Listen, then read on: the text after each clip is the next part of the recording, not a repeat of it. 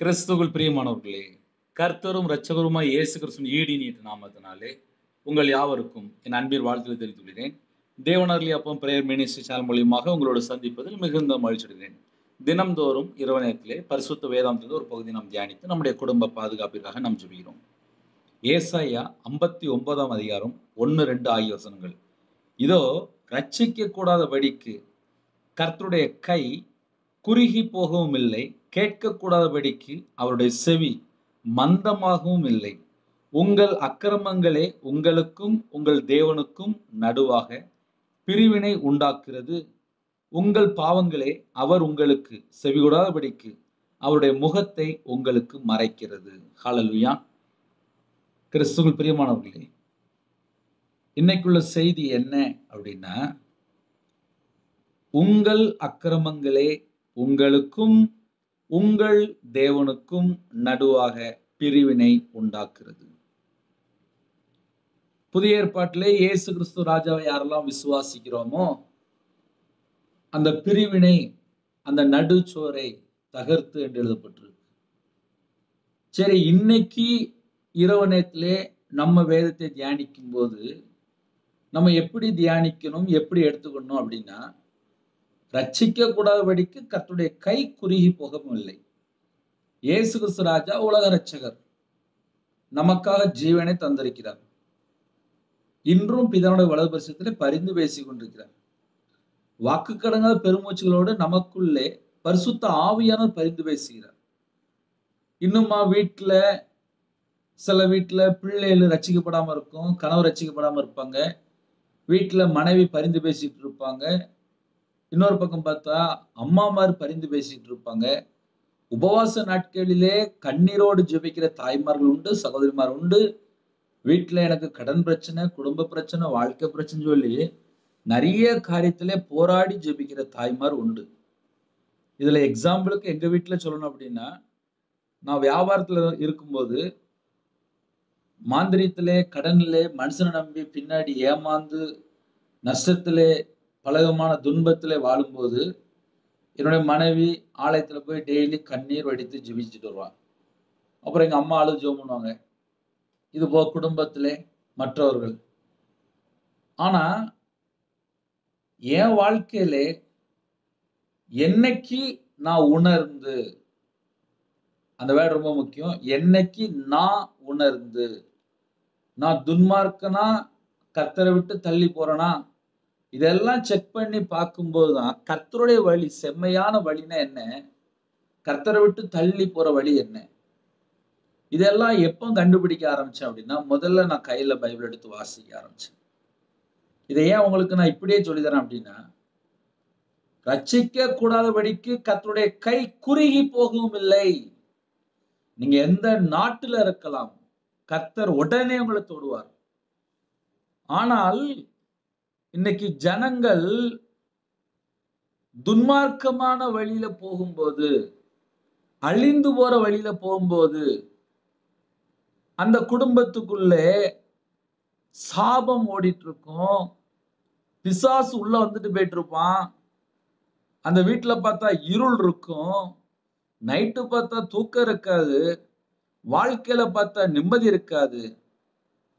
Brother, இதை கொஞ்சம் ஆழமா சொல்லுங்களேன் அப்படின்னு சொல்லி ஒருவேளை யாராவது புதுசா யாராவது இணைந்தால், 24 மணி நேரம் வாழ்க்கையிலே 24 மணி நேரமும் வேஸ்ட் பண்ற நிறைய குடும்பங்கள் இருக்கு. சரி, 8 மணி நேரம் தூங்கிட்டாங்க, மிச்ச 16 மணி நேரம் என்ன பண்ணாங்க அப்படின்னா, அந்த 16 மணி நேரத்துல 8 மணி நேரம் செல்போன், இல்ல 8 மணி நேரம் கையில ஏதாவது தேவையில்லாமல் இன்னும் படம் பார்க்கறது, நாடகம் பார்க்கறது, தேவையில்லாம ஃப்ரெண்டோட வெளியில போறது, தேவையில்லாம ஃப்ரெண்ட பேசுறது, உலகத்திலே ஏதாவது மோக இச்சையிலே, காம விகாரத்திலே, அசுத்தத்திலே, அருவருப்பான காரியத்திலே, உலக இச்சை தேவனுக்கு விரோதமான பகை என்று எழுதப்பட்டிருக்கு. இன்னைக்கு எத்தனை குடும்பத்திலே எப்படிலாம் நடக்கு, நம்ம யோசித்து பார்ப்போமே. அதனால இரவு நேரத்துல செய்தி என்ன பிரதர் அப்படின்னா, ரட்சிக்க கூடாதபடிக்கு கர்த்தருடைய கை குறுகி போகவும் இல்லை. அவர் மீட்டெடுக்க அவர் ஜீவனுள்ள தேவனாய் இருக்கிறார். ஆனால் ஜனங்கள் என்ன பண்றாங்க அப்படின்னா, கெட்டு போற வழியை சூஸ் பண்ணி அதுல மூழ்கி போய் இருக்கிறாங்க. தண்ணி அடிச்சா தப்புன்னு தெரியும். ஆனா மக்கள் என்ன பண்ணுவாங்க, நான் யார் பேச்சும் கேட்க மாட்டேன் அப்படின்னு சொல்லிட்டு நேரா வண்டி எங்க போகும், அந்த பக்கம் அப்படியே இழுத்துட்டு போகும். அசுத்தமான பாவத்துல போகக்கூடாது அப்படின்னு சொல்லி எல்லாருக்கும் தெரியும். ஆனால் கண்களின் இச்சை, மாம்சத்தின் இச்சை, ஜீவனத்தின் பெருமை, துர் இச்சை, மோக இச்சை, காம விகாரம் எங்கேயாவது ஒரு பக்கம் இழுத்துட்டு போகும்போது அந்த இடத்துல உள்ள பிசாசு உள்ள என்டர் ஆகும். கர்த்தருடைய பிள்ளைகள் மனம் திரும்பி பாவ மன்னிப்பை பெற்றுக்கொண்டு இனிமேல் இந்த பாவம் நான் செய்ய மாட்டேன் அப்படின்னு சொல்லி தீர்மானம் எடுத்தா மட்டும்தான் அந்த முழுமைக்குள்ள வர முடியும். கர்த்தருடைய பாதுகாப்புக்குள்ளே வர முடியும். அப்ப இரவனத்துல செய்தி என்ன பிரதர் அப்படின்னா, ரட்சிக்க கூடாதபடிக்கு கர்த்தருடைய கை குறுகி போகவும் இல்லை, கேட்க கூடாதபடிக்கு அவருடைய செவி மந்தமாகவும் இல்லை. நம்ம ஜெபம் பண்ண உடனே கேட்கிறாரு. ஆனா விட வேண்டிய பாவத்தை விட்டாச்சா? நான் மறுபடியும் தப்பு பண்ணுவேன் அப்படின்னா, அதை எக்ஸாம்பிள் நான் வேற மாதிரி சொல்றேனே. சின்ன வயசுல பிள்ளைகள் சேட்டை பண்ணும். அம்மா அப்பா என்ன பண்ணுவாங்க, அடிச்சு வளர்ப்பாங்க. மறுபடியும் அடுத்த நாள் தப்பு பண்ணும், மறுபடியும் அடுத்த நாள் அடி வாங்கும். இப்படி சில குடும்பத்துல சின்ன பிள்ளைல அதிகமா அடி வாங்கியிருக்கும். அந்த பிள்ளைகள் லாஸ்ட் ஒரு ஸ்டேஜ்ல பார்த்தா ஒரு சின்ன ஒரு மிஸ்டேக் வந்தா கூட எங்க அம்மா அடிச்சிருவாங்க, எங்க அப்பா அடிச்சிருவாங்கன்னு சொல்லிட்டு அந்த பிள்ளைகள் தப்பே பண்ணாது. இதெல்லாம் ஒரு சின்ன வயசுலயே முடிஞ்சிடும். அந்த பிள்ளைகள் ஃபியூச்சர் பார்த்தா சூப்பரா இருக்கும். ஏன்னா சின்ன வயசுலயே அம்மா அப்பா அவ்வளவு தூரம் ட்ரைனிங் கொடுத்துருப்பாங்க. தேவனுடைய கரத்துக்குள்ளே நம்ம அடங்கி இருக்கணும் அப்படின்னா, விட வேண்டிய காரியத்தை விடாமல் எப்படி, நம்ம கொஞ்சம் யோசித்து பார்ப்போமே. உங்கள் அக்கிரமங்களே, அந்த வேர்டை நம்ம எப்படினாலும் பிரிச்சு பார்க்கலாம். எனக்கும் தேவனுக்கும் ஒரு பிரிவினை இருக்கும் போது என் வாழ்க்கையில ஒரு சத்துரு போராட்டம் ஆட்டோமேட்டிக்கா உள்ள வந்துடும். நான் ஈஸியா சொல்றேன், அதை ஈஸியா புரிஞ்சுக்கலாம். எனக்கும் தேவனுக்கும் நடுவுல ஒரு அக்கிரமம், ஒரு பாவம், கர்த்தரை விட்டு தள்ளி போற ஒரு துன்மார்க்கமான காரியம் இருக்குமானால் அந்த இடத்துக்குள்ளதான் சத்துரு உள்ள வாரான். இது 24 மணி நேரத்துல எத்தனை செகண்ட் அப்படின்னா, ஒரு செகண்ட் நம்ம சத்துருக்கு இடம் கொடுத்தா கூட அந்த ஒரு செகண்ட்ல அவன் எட்டி பார்க்கத்தான் செய்வான். இப்ப நமக்கு பழைய ஏற்பாட்டுல ஆதியாகமம் 3ஆம் அதிகாரம் எல்லாருக்குமே தெரியும், மனப்பாடமா தெரியும். சர்ப்பத்தினுடைய சத்தத்துக்கு செவி கொடுக்கும் போது வஞ்சிக்கப்பட்டு போனாங்க. ஏதேன் தோட்டத்தை விட்டு தள்ளப்பட்டாங்க. கர்த்தருடைய சத்தத்துக்கு செவி கொடுக்காமல் பிசாசுடைய சத்தத்துக்கு செவி கொடுத்ததுனாலே சாபத்துக்குள்ள தள்ளப்பட்டாங்க, நிர்வாணமா காணப்பட்டாங்க. இதெல்லாம் ஆவிக்குரிய அர்த்தம் நிறைய இருக்கு. ஆவிக்குரிய வாழ்க்கையிலே நிர்வாணம் அப்படின்னா என்ன அர்த்தம் அப்படின்னா, அவங்க தேவனோட சத்தத்துக்கு செவி கொடுக்காமல் மனுஷனுடைய சத்தத்துக்கு செவி கொடுக்கறாங்கன்னு அர்த்தம். இப்படி பரிசுத்த வேதாந்தத்துல நிறைய பாயிண்ட் இருக்கு. உங்கள் அக்கிரமங்களே உங்களுக்கும் உங்கள் தேவனுக்கும் நடுவாக பிரிவினை உண்டாக்குறது, உங்கள் பாவங்களே அவர் உங்களுக்கும் செவிகொடாதபடிக்கு அவருடைய முகத்தை உங்களுக்கு மறைக்கிறது. தேவனுடைய முகத்தை பார்க்கணும் அப்படின்னா பரிசுத்தமா வாழ்ந்தா மட்டும்தான் பார்க்க முடியும். தேவனோட சத்தத்துக்கு செவி கொடுத்தா மட்டும்தான் பார்க்க முடியும். அதனால இரவு நேரத்திலே ஒரு சின்ன செய்தியாக நம்ம இதை தியானித்து இருக்கிறோம். இந்த வசனத்தை நம்ம இவ்வளவு தூரம் தியானிக்கும் போதே நம்ம அழகா புரிந்து கொள்ள முடியும், எனக்கும் தேவனுக்கும் நடுவுல என்ன இருக்கு. ஒரு செக் பண்ணி பார்ப்போமே. ஒரு புருஷன் பொண்டாட்டிக்குள்ள நடுவுல ஒரு பாவம் இருந்துச்சுக்கோங்களேன், அவங்க 2 பேருக்குள்ள ஒரு சமாதானம் இருக்காது, அவங்க 2 பேருக்குள்ள ஒரு சந்தோஷம் இருக்காது, அவங்க 2 பேருக்குள்ள ஒரு அன்பு இருக்காது. அதை நான் வேற விதமா சொல்லி தரேனே. பகல்ல பார்த்தா சந்தோஷமா இருப்பாங்க, சில வீட்டுல நைட் நேரத்துல பார்த்தா தண்ணி அடிச்சுட்டு வந்துருவாங்க. அதுக்கப்புறம் மனைவி பார்த்தா ஒதுங்கி போயிடுவாங்க. ஏன்னா அந்த ஐயா சில நேரத்துல கெட்ட வார்த்தை பேசிடுவாரு, சில நேரத்துல மனைவி அடிச்சிருவாங்க. நைட்டு போஸ்ட்ல இருக்கும்போது அங்க வீட்டுக்குள்ள நிறைய பிரச்சனை நடந்துட்டு இருக்கும். பிள்ளைகள் பார்த்தா பயந்துரும். ஆனா பகல்ல பார்த்தா அவ்வளோ அன்பா இருப்பாங்க. அந்த நைட் நேரத்துல ஒரு சின்னோண்டு அந்த விஷம் உள்ள வந்த உடனே அந்த வீட்டுல நிம்மதி கெட்டு போயிடும். அப்ப என்ன அர்த்தம் அப்படின்னா, உங்கள் அக்கிரமங்களே. அந்த அக்கிரமம் உள்ள வந்த உடனே ஒரு கணவன் மனைவிக்குள்ள ஒரு பிரிவினை. அதே போலதான் தேவனுக்கும் மனுஷனுக்கும் நடுவுல என்ன இருக்குன்னா ஒரு அக்கிரமம். அந்த அக்கிரமம் உள்ள வர வர வர வர எப்படி ஒரு கணவன் மனைவிக்குள்ள ஒரு பிரிவினை உண்டாகுதோ, தேவனுக்கும் நமக்கும் நடுவுல ஏகப்பட்ட ஒரு பிளவு, பிரிவினை. இந்த பிரிவினையை சரி பண்ணதான் இயேசு கிறிஸ்து ராஜா வெளிப்பட்டார். அவர் நமக்கா ஜீவ பலியானார். அது சுவிசேஷம், 40 நாள் லெந்து டேஸ் பிரசங்கம், அது எல்லாமே இருக்கு.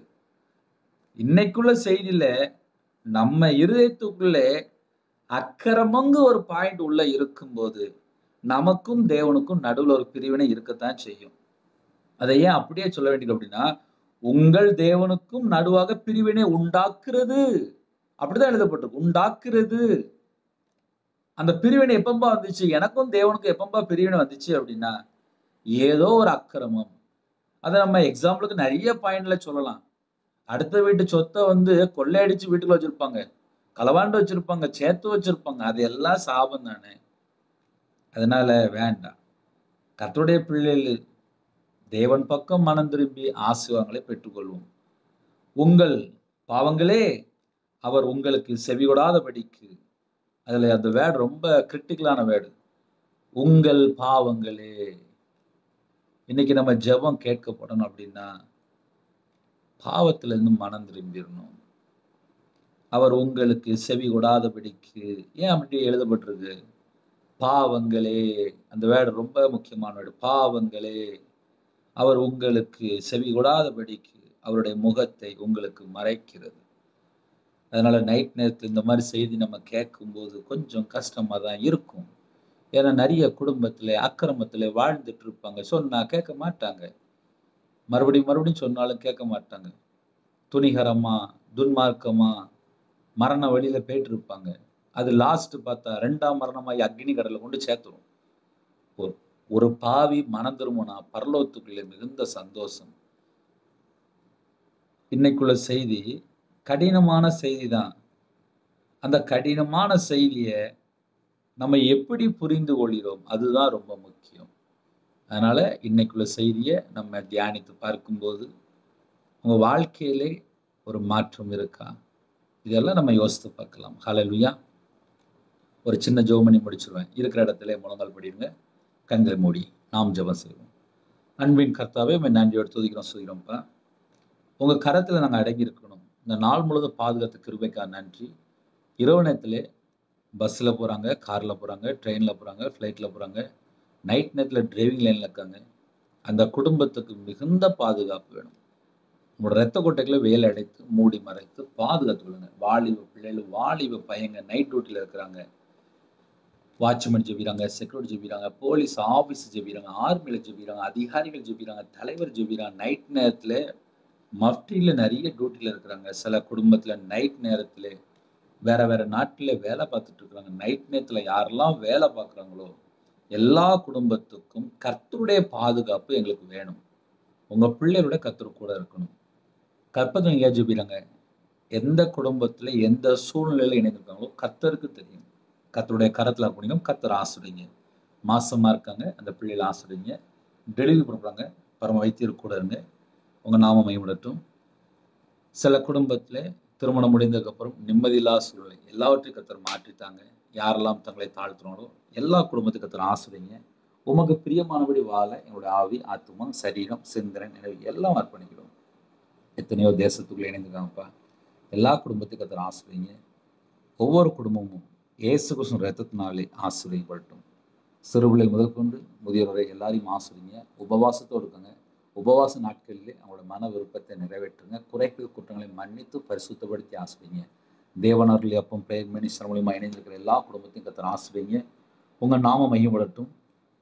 சில குடும்பத்திலே வேலை இல்லாமல் இருக்கு, டிரான்ஸ்ஃபருக்காக ஜெபிக்கிறாங்க.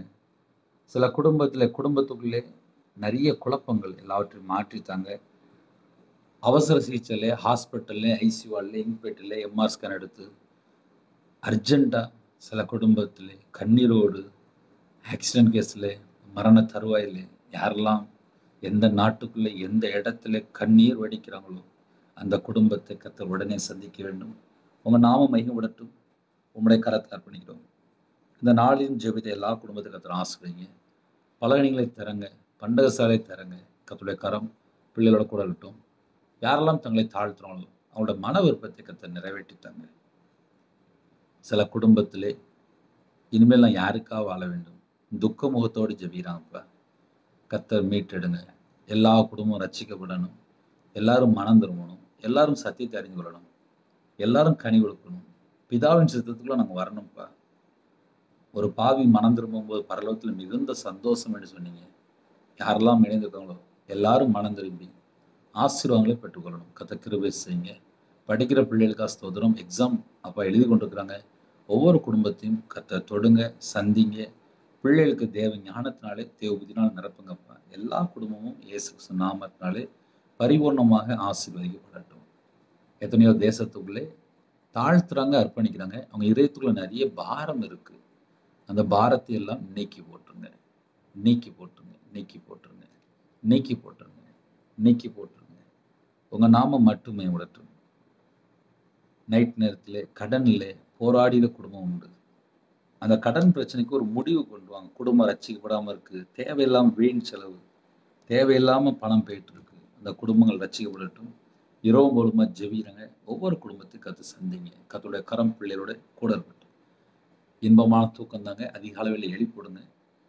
எங்களுக்கும் தேவனுக்கும் நடுவாக எந்தெந்த பாவம் அக்கிரமும் இருக்கோ அது எல்லாமே இயேசு கிறிஸ்து ராஜா சிலுவையில சுமந்துட்டீங்கப்பா.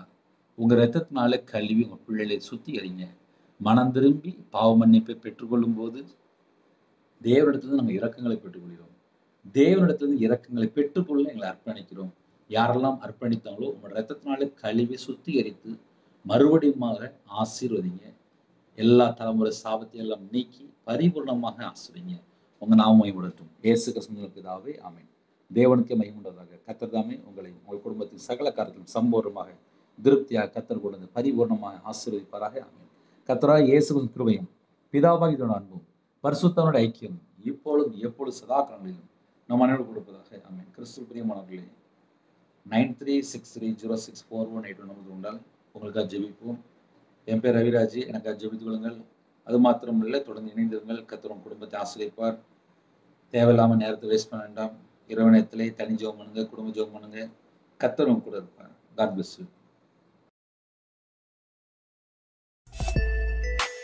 Thanks for watching. Please subscribe our channel. Click the like and share. Click the bell.